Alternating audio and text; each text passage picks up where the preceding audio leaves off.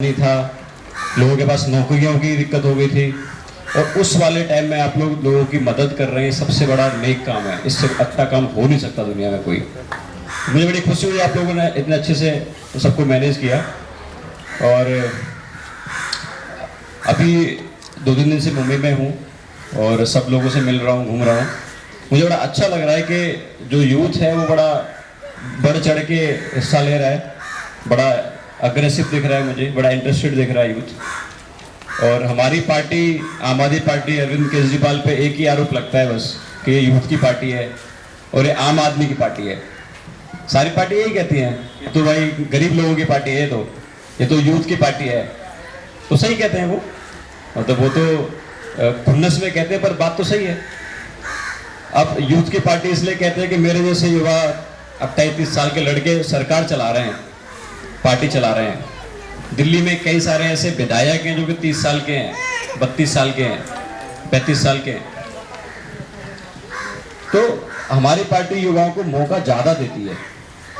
मैं भी एक दिल्ली यूनिवर्सिटी सुना है ना सब आपने, दिल्ली विश्वविद्यालय, उसका एक कॉलेज है, उस कॉलेज का चेयरमैन पार्टी ने मुझे बनाया।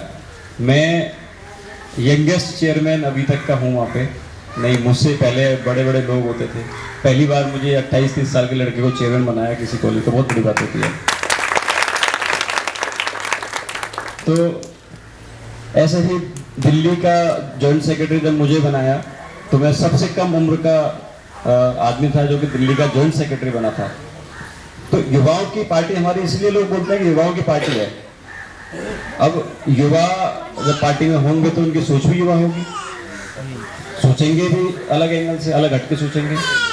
ट्रेडिशनल पॉलिटिक्स जो जैसे चली आ रही है कि बड़े बड़े नेता लोग गाड़ी में से उतरते हैं, टोपी लगा के पान खाते हुए 20 लोग पीछे चल रहे हैं, तो वो अब नहीं है। युवा जो होगा वो अलग सोचेगा।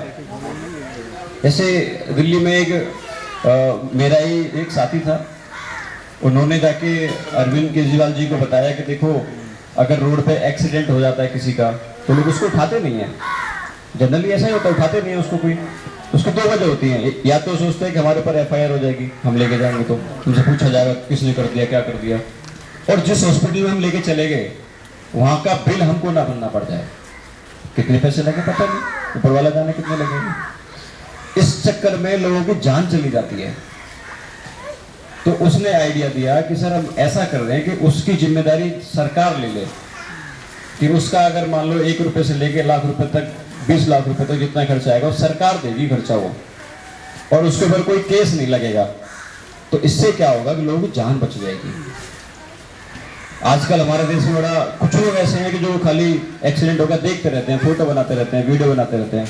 ऐसा नहीं कि उसको हॉस्पिटल लेके चले जाए, ऐसा होता है, अक्सर होता है, ये रियलिटी है। तो उसने आइडिया दिया कि सर हम ऐसा करें कि सरकार उसकी जिम्मेदारी ले, ना तो उसके ऊपर FIR हो, उसके पैसा सरकार दे। तो उनको आइडिया पसंद आया, उन्होंने एक योजना ही बना दी। योजना बना दी कि सरकार पूरा खर्च उठाएगी उसका, और कोई ऐसा FIR नहीं होगी, और उसको सम्मानित किया जाएगा। तो एक फरिश्ते स्कीम है दिल्ली की। फरिश्ते स्कीम में ये कि अगर किसी का एक्सीडेंट होगा, कोई उसको हॉस्पिटल लेके जाता है, किसी भी आसपास के बड़े से बड़े हॉस्पिटल में आप लेके चले जाओ, उसका सारा खर्चा दिल्ली सरकार उठाएगी, और जो लेके जाएगा उसको सरकार सम्मानित करेगी कि आपने किसी की जान बचाई, इंसानियत बचाई आपने। तो ये सोच कैसे आई? सोच ऐसे जो पेन को फील करता है ना, दर्द को महसूस करता है, उसको पता होता है कि दिक्कत क्या है। राशन वाली आपने सुना होगा टीवी पे, आजकल के राशन की होम डिलीवरी कर रही है दिल्ली सरकार, सुना होगा ना आपने। उसका आइडिया कैसे आया? राशन की दुकानें होती हैं, और ऐसा नहीं कि यहाँ पे दिक्कत है, दिल्ली में दिक्कत है, सब जगह की दिक्कत सेम है। वो राशन की दुकान वाले पूरा राशन नहीं देते, टाइम पे राशन नहीं देते, लाइनें लंबी लंबी लगी होती हैं।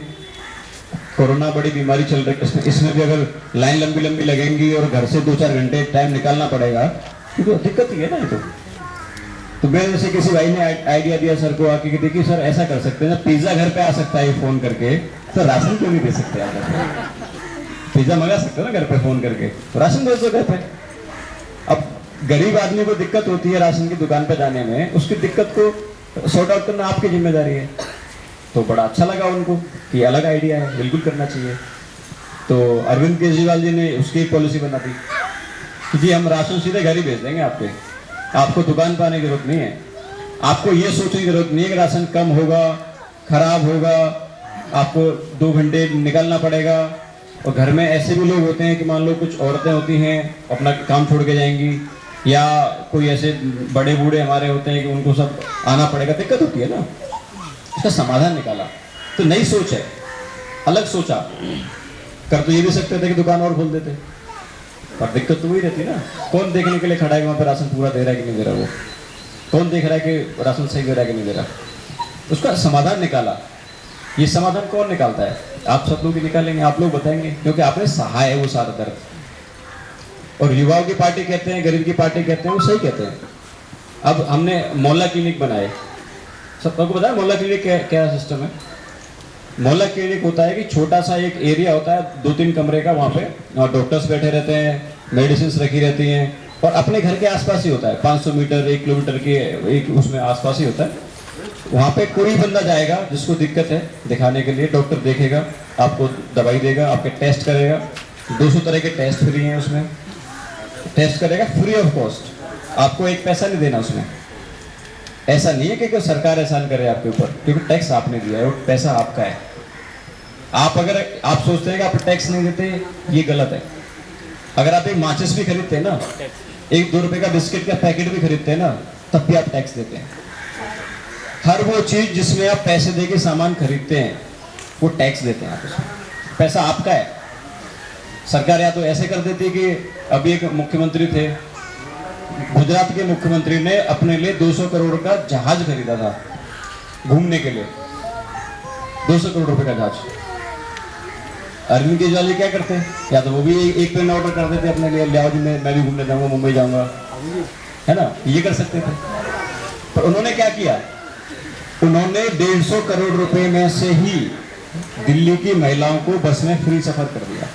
बोले मुझे नहीं चाहिए प्लेन, मेरी बहनों को, मेरी माताओं को, मेरे दिल्ली लोगों को, आम लोगों को सुविधा चाहिए, मुझे प्लेन की जरूरत नहीं है। उन्होंने उस प्लेन को ना खरीद के उन्होंने सबके लिए बस में किराया फ्री कर दिया। अब जिस लड़की की, जिस औरत की तनख्वाह 10-12 हजार रुपए महीने की है, अगर उसको किराए के 1000, 1500, 2000 रुपए महीने के बच गए, किसका फायदा होगा? आपके फायदा होगा, सरकार का फायदा तो नहीं है। या तो वो अपने लिए हवाई जहाज खरीद लेते, बाकी लोग पैसे देते रहते। उन्होंने कहा नहीं, मुझे हवाई जहाज नहीं चाहिए, मुझे मेरे अपने लोगों के लिए सुविधाएं देनी है। ये सोच है सरकार की। अब मोहल्ला क्लिनिक में कोई बड़ा आदमी जाएगा नहीं दिखाने के लिए, हम जैसे आप जैसे लोग, घर के लोग ही जाएंगे दिखाने के लिए। अब जिसका 100 करोड़ रुपए महीने का, साल का आमदनी, वो क्यों जाएगा मोहल्ला क्लिनिक में? वो बड़े हॉस्पिटल में जाएगा, है ना। अब सरकारी स्कूल अच्छे करने से फायदा किसको होगा? हमारे आपके जैसे फैमिली को फायदा होगा, आपके बच्चे जाएंगे, हमारे जैसे घरों के बच्चे जाएंगे। अगर सरकारी स्कूल इतने अच्छे हो जाएं, बहुत अच्छे हो जाएं, तो प्राइवेट में आप क्यों भेजोगे पैसे खर्च करके? नहीं भेजोगे ना। इसलिए वो कहते हैं कि आप तो गरीब आदमी की पार्टी हैं। हाँ जी, हैं हम गरीब आदमी की पार्टी, हमें दुख होता है, हम हैं आम आदमी की पार्टी। सही कहते हैं वो लोग ना। मुझे लगता है कि सरकार को ऐसे ही होना चाहिए। सरकार को आम लोगों को सबसे पहले आगे कतार में रख के सोचने की जरूरत पड़ती है, और होना चाहिए। कब तक अंग्रेजों की तरह हम काम करते रहेंगे? कब तक एसी कमरों में बैठ के डिसाइड करते रहेंगे? आपके घर के सामने रोड बने, डिसाइड आप करेंगे, वो इसी कमरे में बैठा हुआ एक बंदा नेता डिसाइड नहीं करेगा। अरविंद केजरीवाल जी क्या कहते हैं? आप जिसको चुन के भेजते हैं वो डिसाइड नहीं करेगा कि आपकी गली का रोड बनना चाहिए, आपकी गली में लाइट लगनी चाहिए, आपकी गली में कैमरा लगना चाहिए, आपके स्कूल अच्छे होने चाहिए, आपके अस्पताल अच्छे होने चाहिए। वो आप तय करेंगे, आप बताएंगे हमारे ये होना चाहिए। ये असली स्वराज है। तो मुझे लगता है कि अब यहाँ पे भी एक बदलाव की प्यार एक दिख रही है, हवा दिख रही है बदलाव की, और आप लोग इकट्ठा होंगे। अतीक भाई, साजिद भाई ने मुहिम की शुरुआत करी है, तो मुझे लग रहा है ऊपर वाला यहाँ भी कुछ अच्छा करने की फिराक में है, और उम्मीद है सब अच्छा होगा, है ना। धन्यवाद।